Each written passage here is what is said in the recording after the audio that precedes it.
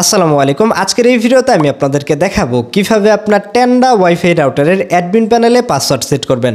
নতুন অবস্থায় কিন্তু আমাদের টেন্ডা ওয়াইফাই রাউটারের অ্যাডমিন প্যানেলে পাসওয়ার্ড সেট করা থাকে না, ফলে যে কেউ কিন্তু চাইলে রাউটারে লগ ইন করতে পারবে এবং যে কেউ চাইলে কিন্তু রাউটারকে কন্ট্রোল করতে পারবে। এই জন্য আপনার অ্যাডমিন প্যানেলে কিন্তু পাসওয়ার্ড সেট করা প্রয়োজন।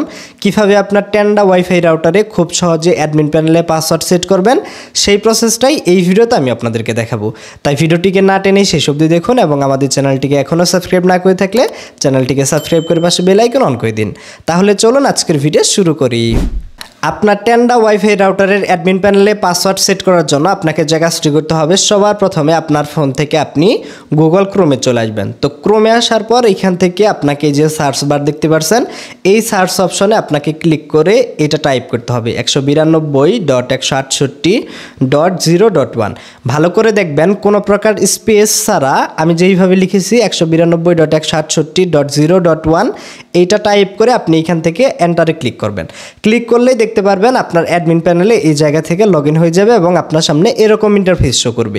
এখন আপনার অ্যাডমিন প্যানেলে পাসওয়ার্ড সেট করার জন্য আপনাকে যে কাজটি করতে হবে, এই যে এখানে 3 ডট মেনু দেখতে পাচ্ছেন, এই অপশনে আপনাকে ক্লিক করে দিতে হবে।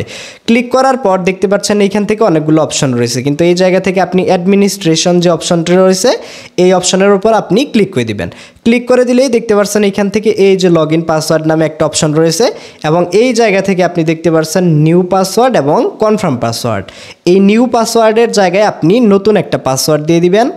সেম পাসওয়ার্ডটা আপনাকে এই জায়গা থেকে যে কনফার্ম পাসওয়ার্ড রয়েছে এই কনফার্ম পাসওয়ার্ডে আপনাকে টাইপ করে দিতে হবে।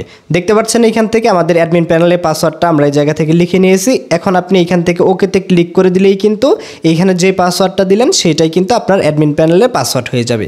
দেখতে পাচ্ছেন এখন যদি আমরা লগ ইন করতে চাই, দেখতে পাচ্ছেন এখান থেকে যে রিফ্রেশ করলেই কিন্তু সরাসরি এইখান থেকে যে লগ ইন পাসওয়ার্ড চাইতেছে। এখন আপনি যেই পাসওয়ার্ডটা দিয়েছিলেন সেম পাসওয়ার্ড দিয়ে আপনি কিন্তু চাইলে আপনার অ্যাডমিন প্যানেলে লগ ইন করতে পারবেন। তো এইভাবে করে খুব সহজে কিন্তু টেন্ডা ওয়াইফাই রাউটারের অ্যাডমিন প্যানেলে পাসওয়ার্ড সেট করতে হয়। তো আজকের ভিডিওটা এই পর্যন্তই ছিল। ভালো লাগলে ভিডিওটিতে একটি লাইক দিবেন, চ্যানেলে নতুন হলে অবশ্যই সাবস্ক্রাইব করে পাশে বেল আইকন অন করে দিবেন। তো সকলে ভালো থাকুন, আল্লাহ হাফিজ।